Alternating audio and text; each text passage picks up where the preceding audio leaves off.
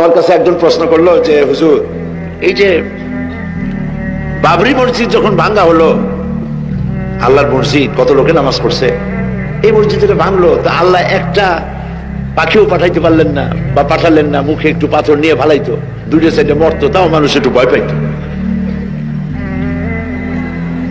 এটা হইল না কেন?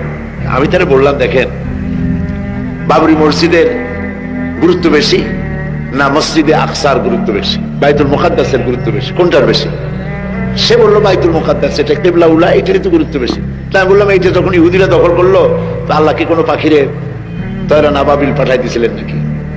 মুখে পাথর টাথর নিয়ে নিক্ষেপ করে পাঠাইছে না? তা তো পাঠায়। তাহলে আপনি চিন্তা করতেছেন কেন? মূল বিষয় তো চিন্তা করেন নাই। বলছে মূল বিষয়টা কি? বললাম, মূল বিষয় হচ্ছে এই যে কাবা শরীফকে ভাঙ্গার জন্য যখন আবরাহা আসছিল, তখন আব্দুল মুত্তালিব নবী করিম সাল্লাল্লাহু আলাইহি ওয়াসাল্লামের কি হয়? দাদা। উনি দেখা করতে চাইলেন আবরাহার সাথে। আবরাহা পারমিশন দিলেন, তিনি ঢুকলেন, তাকে বসতে সম্মানের জায়গা দেওয়া হলো, কুরাইশদের নেতা তিনি। আবরাহা বললেন, বলেন আপনি কি বলবেন? আব্দুল মুত্তালিব বললেন, আমি জানতে পেরেছি যে তোমার সৈন্যরা আমার জনগণের এবং আমার উট, দুম্বা, ভেড়া সমানে দখল করতেছে, জবাই করতেছে আর পাইকারি ধরে খাইতেছে, এগুলি সব ধরে নিয়ে আসছে। আমি তোমার কাছে এটা বলতে আসছি, তোমার সৈন্যদেরকে বলো আমাদের উট টুট যা ধরছে, ছাগল ভেড়া সব যেন ছেড়ে দেয়। আবরাহা কইছে, আশ্চর্য কথা, আমি মনে করেছিলাম যে তুমি কাবা শরীফ ভাঙতে আসছি, আমি আমার অনুনয় বিনয় করে তুমি বলবা যে কাবা ঘর রক্ষা করো, তুমি ভাঙবো না, তা না কই তুমি তোমার গরু ছাগল উঠ বেড়ান, তোমার কাছে কি কাবার চাইতে উঠ বেড়া ছাগলের দাম বেশি?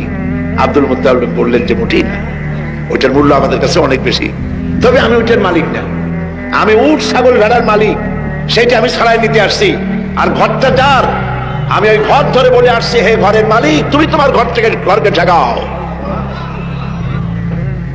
আল্লাহ পাক তখন ঘর ঠেকাই দিয়েছিলেন, কারণ এই ঘর ঠেকাবার মতো কোন লোক তখন ছিল না।